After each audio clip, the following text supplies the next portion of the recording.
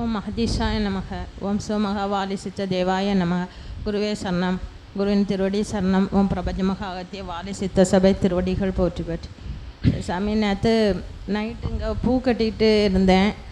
பூ கட்டிக்கிட்டு இருக்கையில் எல்லாரும் தூங்கிட்டாங்க. ஆனால் எனக்கு காதுக்கு மட்டும் மந்திர உச்சாரணம் கேட்டுக்கிட்டே இருக்குது.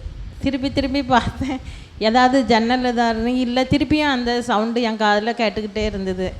சரி, இறை சபையில் அப்படித்தான் இருக்கும் அப்படின்னு நினச்சிக்கிட்டேன். சந்தோஷமாக தான் இருந்தது. ஓ மகதீஷாய நமக. ஓ மகதீஷாய நமக. தவக்காலத்தின் பொழுது எழுகின்ற ஒளி சப்த நிலைகள் அசரீரி நிலை போல் இயல்பிலும் செவியில் உரைக்கின்ற நிலை என்பது நிச்சயமாய் சிவசபையில் நிகழ்ந்து கொண்டிருக்கின்றது என்ற அகத்தியன் உரைக்கின்றோம். ஓ மகதீஷாய நமக.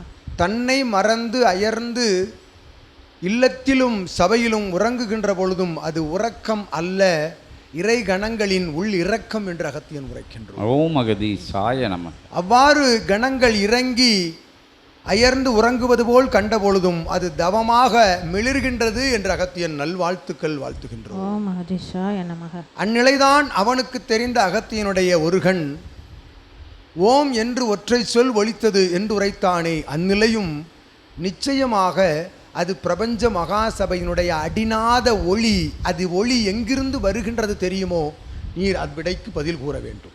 பாதாள கங்கா. இவன் சீடர்கள் அல்லவா? கற்றுத்தந்ததை வீணடிக்காத அற்புதமான பதில் உரைத்தாய்.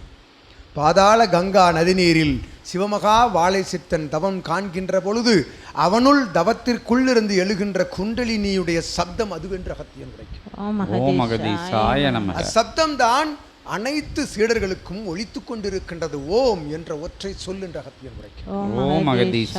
முதல் நிலையில் ஓம் ஒலிக்கும், மறுநிலையில் அகதீசாய நமக என்று ஒலிக்கும், மறுநிலையில் சிவாய நமக என்று ஒலிக்கும், உங்கள் ஆன்மாவிற்குள் வாழை சித்தாய நமக என்று ஒலித்து கொண்டிருக்கும் என்று.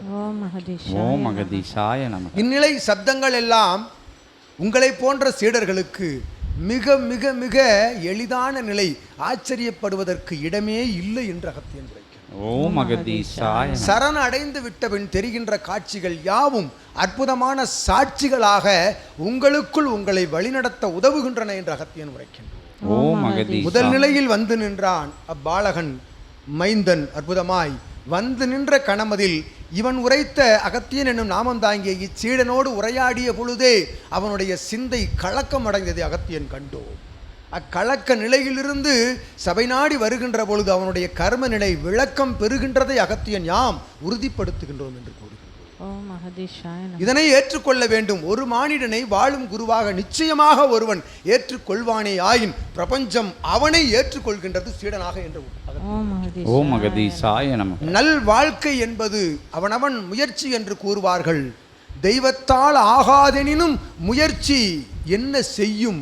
தன்மை வருத்த கூலி தரும். தன்மையெனில் உன் உடல் உழைப்பு அல்ல, மெய்யாய் நீர் வருந்தி இறை அருகாமையில் இருக்கின்ற பொழுது நிச்சயமாய் பிரபஞ்சம் பரிசளிக்கும் என்று அகத்தியன் கூறுகிறார். இது நிச்சயம் நடைபெறும். வள்ளுவன் வாக்கு என்பது அது ஈரடி 1.25 அடியில் இருக்கின்ற வாக்குக்குள் இருக்கும் பிரபஞ்ச தத்துவத்தை உணர்ந்தவர்களாக வலம் வர வேண்டும் என்று அகத்தியன் உரைக்கின்றோம்.